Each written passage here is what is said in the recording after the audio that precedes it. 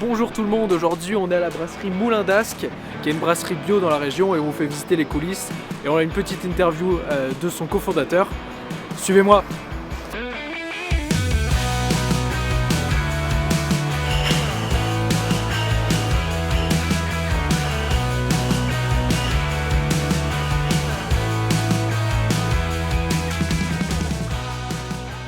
Moi c'est Alban de Coster, je suis co-gérant de la brasserie.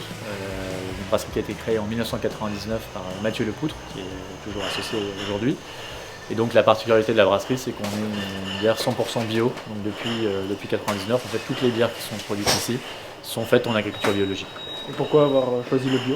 Parce que déjà c'est la possibilité de savoir un peu mieux d'où viennent nos ingrédients, enfin nos produits, d'être sûr qu'ils respectent l'environnement, qu'ils soient fait effectivement dans le respect de la culture biologique. Et puis historiquement, le site qui est ici, de toute façon, toutes les entreprises qui sont là sont orientées autour de l'agriculture biologique, du développement durable. Donc c'est également l'ADN du site, donc il y a une nécessité pour toutes les entreprises qui viennent se mettre ici. Comment vous avez vécu la crise sanitaire avec On a vécu avec beaucoup d'appréhension au mois de mars parce qu'on s'est dit du jour au lendemain les bars et les restos arrêtent de produire, nous ça représente à peu près 25% de notre chiffre d'affaires. Donc on a arrêté de produire pendant 3 semaines, en plus on ne maîtrisait pas comment on a du tout le contexte sanitaire. Donc on s'est dit tout le monde chez soi, on n'est pas produit prioritaire donc les gens ne vont pas consommer de la bière. Et finalement en fait on s'est vite rendu compte qu'il faisait très beau. Et les gens n'avaient pas d'autre chose à faire entre guillemets que de faire des apéros Zoom et de discuter entre potes. Et donc on a eu une consommation très importante de bouteilles sur avril, mai, juin qui ont largement compensé la perte de chiffre d'affaires en fût. Donc il a fallu reproduire très rapidement pour pouvoir satisfaire la demande. Donc le premier confinement s'est très bien passé entre guillemets pour nous, en dehors des contextes sanitaires, du fait qu'on avait des équipes séparées qui ne croisaient pas, le port du masque, du gel hydroalcoolique, tout ce qu'il fallait faire évidemment pour qu'on respecte les règles sanitaires. Et après juillet, août, septembre, octobre, on a repris une activité à peu près normale. Le 15 octobre, donc les restaurants ont à nouveau fermé. Et là, depuis le 15 octobre, on ne voit pas du tout la même chose. C'est-à-dire que les gens ne sont pas dans le même état d'esprit. Il fait pas beau, il pleut, il fait froid. On en a marre. Psychologiquement, on est quand même un peu on a beaucoup sur les épaules. Et donc là, on ne vit pas la même chose.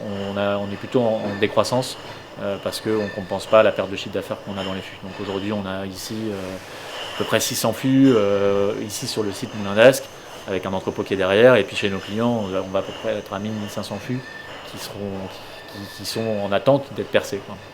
Et quelles solutions vous avez mis en place pour le premier confinement pour que les gens consomment encore la bière au Moulin d'Ascq? On n'a pas forcément mis grand chose en place, simplement on avait la chance d'être présent dans les magasins, notamment dans les magasins de proximité.